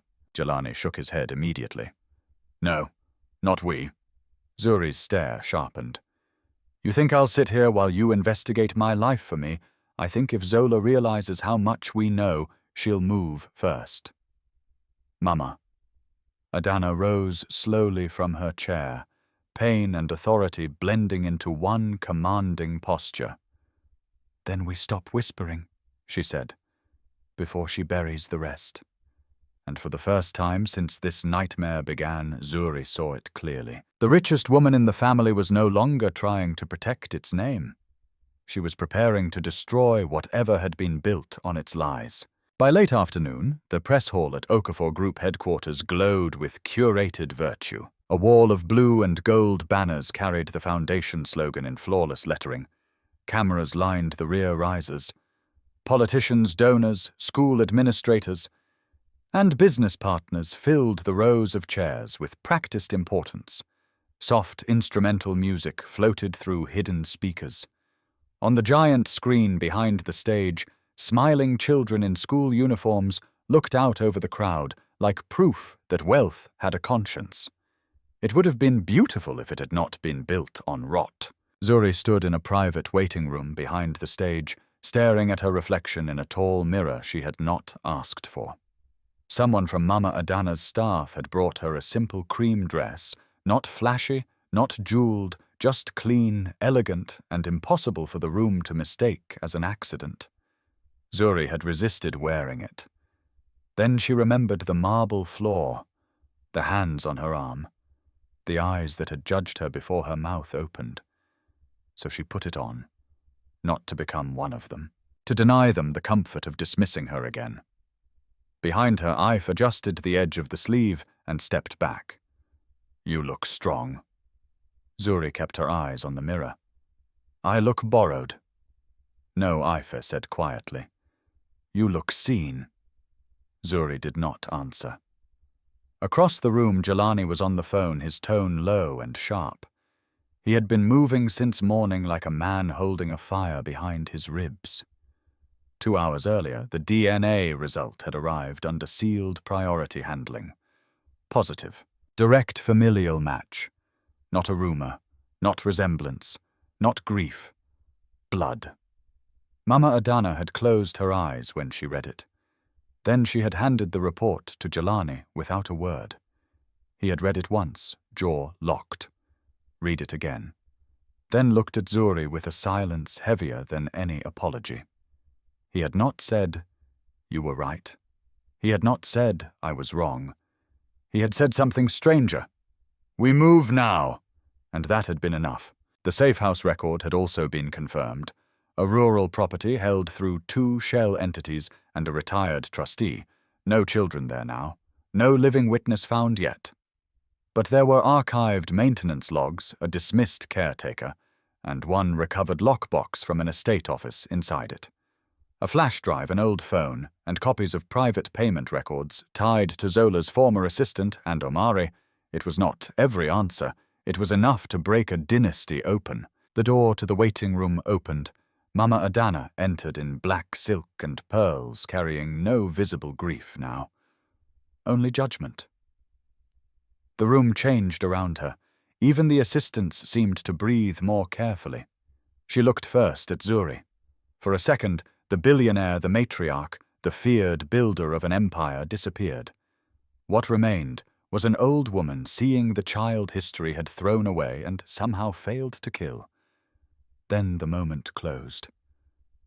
"Are you ready?" she asked. Zuri swallowed. "No." Mama Adana nodded. "Good.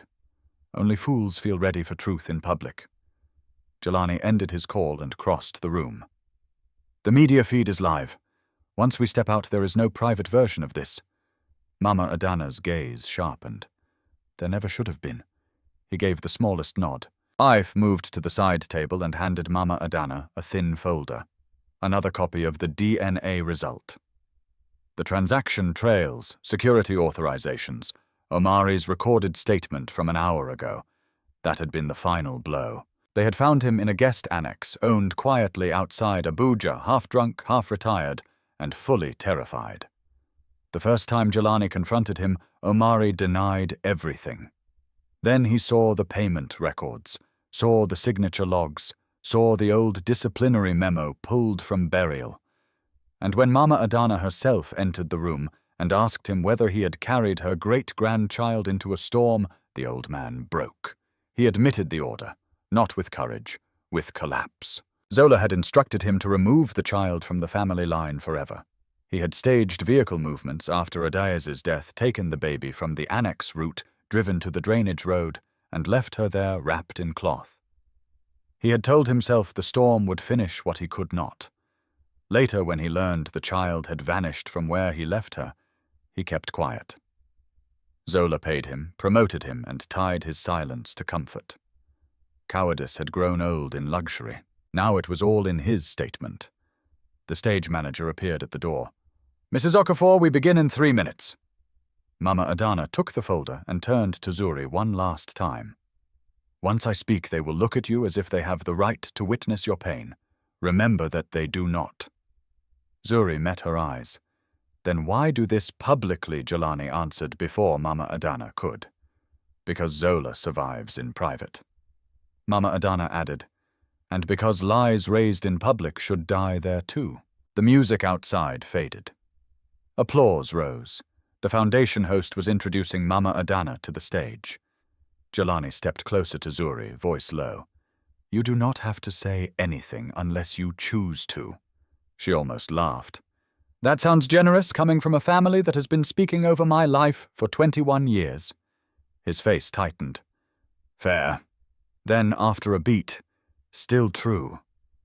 The host finished. The applause swelled. Mama Adana walked out first upright, despite age, each step measured cane tapping softly against the floor, like a metronome for judgment.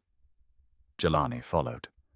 Zuri stood alone for 2 seconds in the doorway's shadow, hearing the crowd cheer for a version of the Okafor family that was already dead. Then Ife touched her elbow lightly, and Zuri walked into the light. The applause changed the moment people saw her. Some recognized her from the launch incident. Others only saw what Mama Adana had seen days earlier. The face, the eyes, the impossible echo of Jelani in feminine form. Murmurs rippled across the hall like wind disturbing dry leaves. Mama Adana did not sit. She stood at the podium and let the room quiet itself. "I was invited today," she began, her voice carrying effortlessly through the hall, "to speak about education opportunity and the moral duty of wealth." The audience smiled politely. Pens lifted, cameras steadied. But before wealth can speak of duty, she said it must answer for its sins. The room froze. Jelani stood off to one side of the stage, expression carved from control. Zuri remained farther back, every muscle tense, hands cold despite the stage lights. Mama Adana opened the folder. 21 years ago, my daughter Adaeze died under circumstances my family accepted too quickly and questioned too little. Her infant child disappeared that same night. We were told the storm took her. We were told the road swallowed her. We were told grief should learn obedience. Now nobody moved at all. At the front row, Zola sat in a silver suit, immaculate, composed, one hand resting lightly over the other. Only her eyes had sharpened. Mama Adana turned a page. This week, truth returned in the form of a young woman dragged and humiliated outside my own event. A young woman accused of theft while the guilty stood dressed in silk. A young woman whose face carries my blood. Gasps broke across the hall. Zola rose halfway from her seat. "Mama, sit down." The command cracked like a whip. And to everyone's astonishment, Zola did. Mama Adana lifted a paper. "DNA analysis confirms that Zuri," she turned, extending one hand toward her, "is my lost great-granddaughter." The room erupted. Questions shouted. Cameras flashed wildly. People twisted in their chairs to stare at Zuri, as if she were now more spectacle than human. She felt heat rush to her face, but she did not lower her head. Not this time. Not ever again. Then Zola stood fully. "This is absurd," she said, voice ringing, clear offended. Elegant, practiced. "With respect, Mama Adana has been manipulated by a girl coached to exploit grief. A private lab report can be forged. I will not allow this family's name to be hijacked by an opportunist from the gutter." The word hit the room like acid. Zuri felt something primal rise in her. Not shame now, but fury so clean it almost felt holy. Before she could move, Jelani stepped forward and took the central microphone. "You should be careful with the word forged," he said. Voice cool and precise. "It invites attention to records." Zola turned sharply toward him. "Jelani." He held up a second folder. "Vehicle access authorizations from the week of Adaze's death. Security overrides signed by you. Cash transfers routed through your former assistant to Amari, then head of estate security. A disciplinary note documenting his failure to complete a sensitive personal instruction. And a recorded statement from Omari himself." The hall went silent again. More terrible than before. Zola's poise cracked by a fraction. "You are making a catastrophic mistake," No, Jelani said. "I am correcting one." He signaled to the technical team. On the giant screen behind them appeared document scans, dates, signatures, account movements, then audio. Omari's broken voice filled the hall. "She told me the child must disappear. She said no one would question a storm. I left the baby by the drainage road. I could not kill her with my own hands." A woman in the audience cried out softly. Someone cursed under his breath. Reporters surged toward the front until security blocked the aisles. Zola looked around the hall and realized, perhaps for the first time in decades, that money could not buy back a moment once it broke in public. She pointed at Zuri with a hand that had begun to shake. "Do you know what this is?" she spat. "This girl is not family. She is a contamination. People like her spend their whole lives reaching upward with dirty hands, and now you want to place her beside us because of one sentimental old woman and one weak old servant. Enough." This time it was Zuri. She stepped to the front of the stage, took the microphone from its stand, and faced the woman who had once ordered her death before she could speak her first word. The hall watched, breathless. Zuri's voice trembled on the first line, then steadied with every word. "You called me gutter like it was an insult," she said. "But the gutter is where I was left to die, by people dressed exactly like you. No one moved. My mother," she emphasized the word, and the cameras swung closer, worked herself sick to keep me alive. She fed me before herself. She hid me because she believed the rich would finish what they started. Zola tried to interrupt. You little... And now Zuri cut in louder. You stand in front of all these people and prove she was right. The silence afterward was enormous. Then Mama Adana spoke one final time, each word deliberate. Zola Okafor, from this moment you are stripped of all authority, all representation, and all protection under this family name. The evidence has been turned over to the police. At the rear doors of the hall, uniformed officers appeared. For the first time, real fear entered Zola's face. Not outrage, not arrogance, fear. It was not enough to heal anything, but it was justice beginning.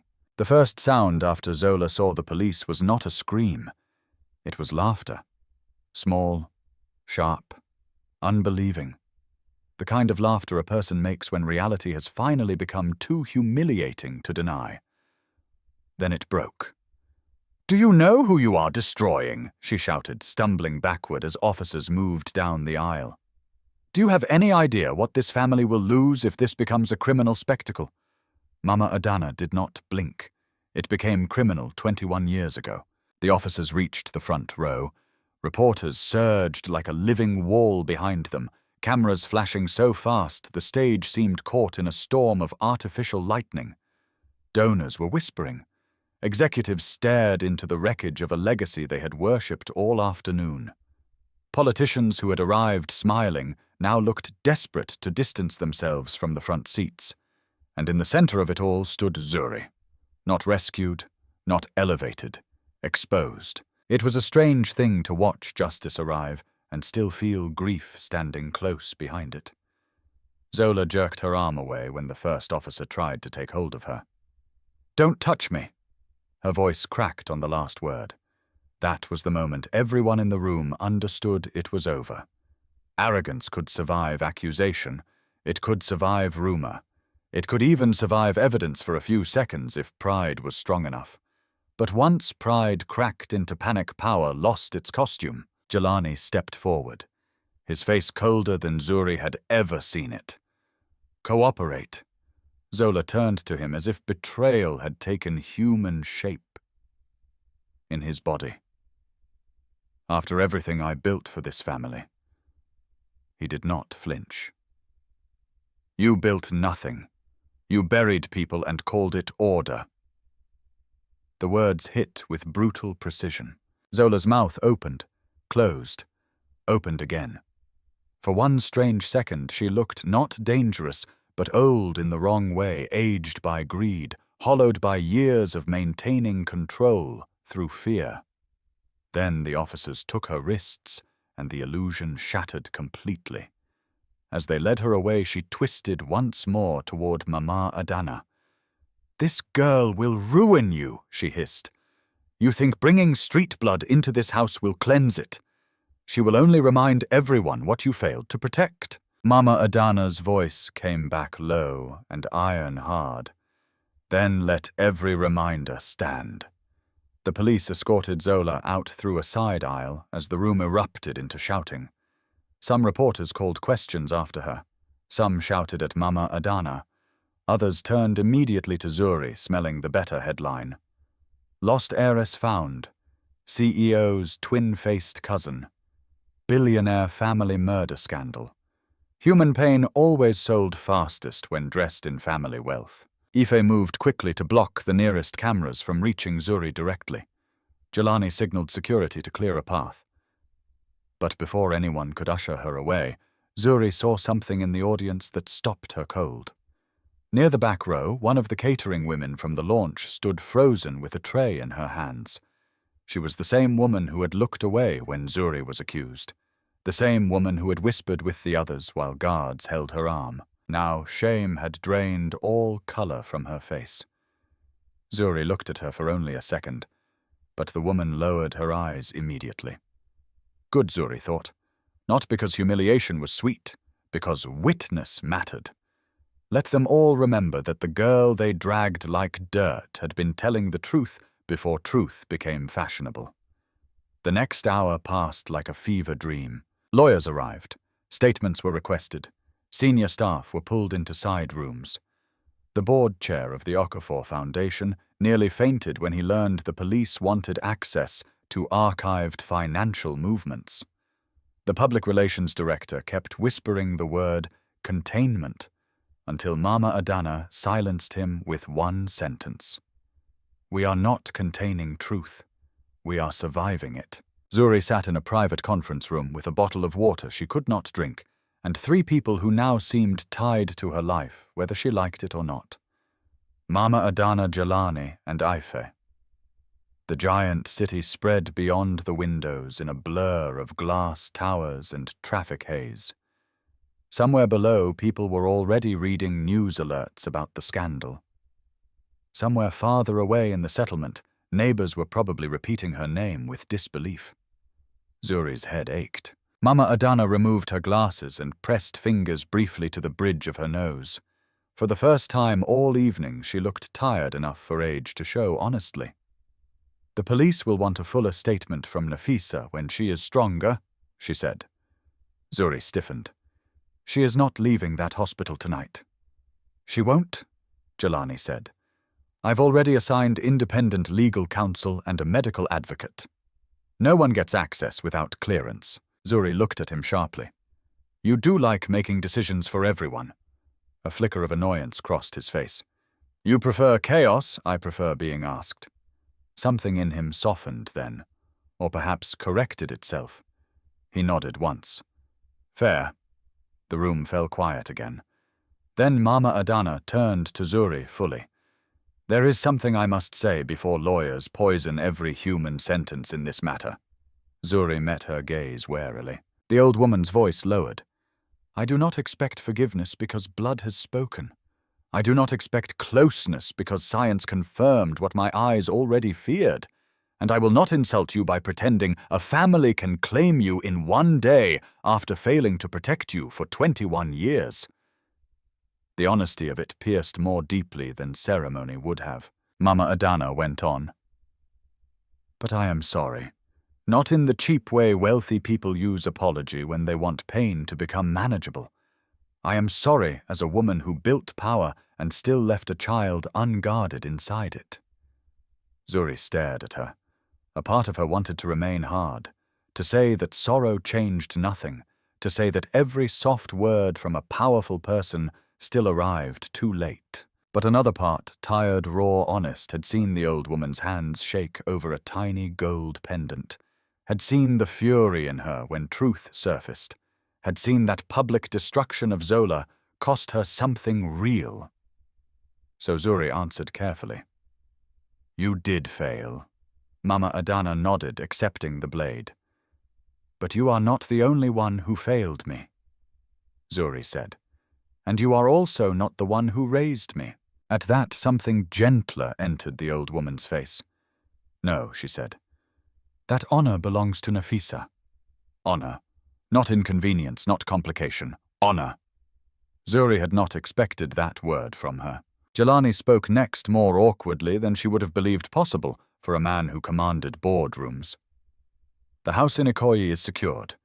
Zola's office has been locked. Omari is in custody.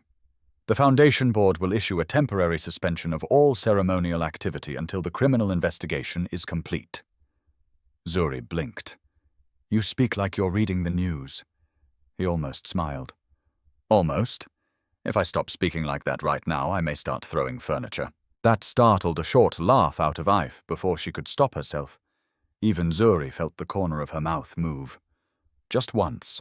Just enough to remind her she was still human under all this wreckage. Later, near midnight, they returned to St. Catherine's. The city outside the hospital had quieted into that strange Lagos half-silence, where engines still growled, but the sky finally belonged to darkness. The ward lights were dimmer now. The corridors smelled of antiseptic and overworked air conditioning. Nurses moved softly past sleeping rooms. Nafisa was awake, weak, pale, and frightened by the television mounted high in the room, which mercifully had been turned off before Zuri entered. The older woman's eyes went immediately to her daughter's face, searching for damage deeper than injury. Zuri went to her first. Always first. "I'm here." Nafisa's gaze filled at once. "What happened?" Zuri sat beside the bed and took her hand. The truth stopped hiding. Nafisa studied her face more closely, then looked beyond her, and saw Mama Adana standing quietly near the foot of the bed, saw Jelani near the door, saw the shape of changed history filling the room. Fear returned. "I never wanted to lose her," Nafisa whispered. Mama Adana answered before Zuri could. "And you will not." Nafisa looked stunned. The old billionaire moved closer slowly, as if approaching sacred ground. "You kept her alive when someone in my family wanted her dead. You fed her.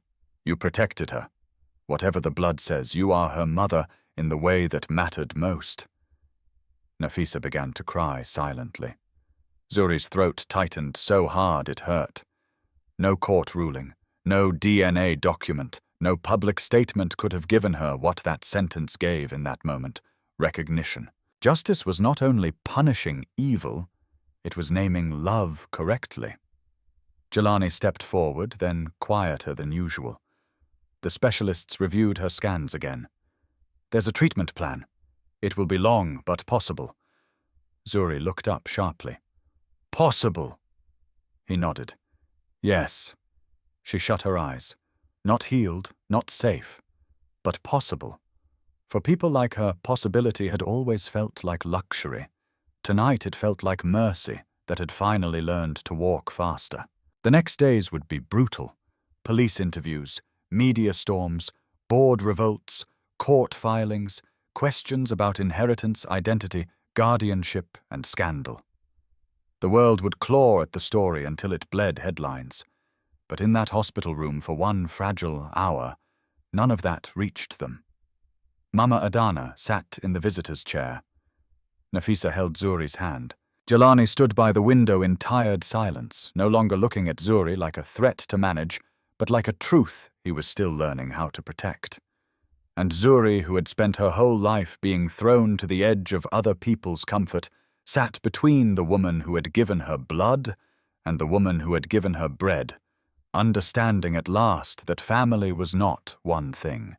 It was not only birth, it was not only name, it was who searched, who stayed, who told the truth when lies had paid better for years. Weeks later, when the first storm of scandal had passed, and the courts had formally charged Zola, and reopened Adez's case, Mama Adana held a small private ceremony in the garden of the Okafor estate. No reporters, no banners, no diamonds flashing for cameras, only close witnesses, only truth. There, before the household staff, legal representatives, and a few trusted elders, she introduced Zuri, not as a rescued girl, not as a miracle, not as a headline, but as her great-granddaughter, and as the daughter of Nafisa, who would forever remain part of the family she had protected at great personal cost. Zuri accepted neither as a queen nor as a beggar. She accepted them as herself, and when she later chose to use the family resources to fund a clinic wing for low-income women and children in the district where she had grown up, even Jelani looked at her with something like awe. Not because she had inherited power, because she had decided what kind of power it should become. The family was not healed, not fully. Some wounds deserved scars, but the silence was broken. The guilty had fallen. The abandoned child had returned standing, and for the first time in 21 years, the Okafor name did not sound like a monument. It sounded like a promise still being earned. Life has a strange way of proving that the truth can be buried, but it can never stay buried forever. This story reminds us that blood may connect people by birth, but love, sacrifice, and loyalty are what truly make someone family. Nafisa was not the woman who gave Zuri life, yet she was the one who stayed awake through the nights, endured hunger so her daughter could eat, and loved her when the whole world would have let her die. In the end, that is what motherhood truly means, not who gave birth to you, but who chooses you every single day. We also learn that evil may seem powerful for a season, but no lie lasts forever. Zola had wealth, status, and influence, yet none of it could save her when the truth finally came into the light. Because sooner or later, betrayal destroys itself. And no matter how long injustice hides behind money, beauty, or power, karma always remembers the address. But perhaps the most beautiful lesson of all is this: your beginning does not define your worth. Zuri was abandoned in a gutter, raised in poverty, and treated like she was nothing, yet none of that changed who she truly was. Her value was never determined by where she started, but by the strength, dignity, and kindness she carried through her suffering. Sometimes the people the world looks down on are the ones with the purest hearts. If this story moved you, tell us in the comments. What do you think truly makes someone family? Blood love or sacrifice? We'd love to hear your thoughts. And if you enjoy emotional stories with powerful lessons and unforgettable twists, don't forget to subscribe to the channel so you never miss the next journey.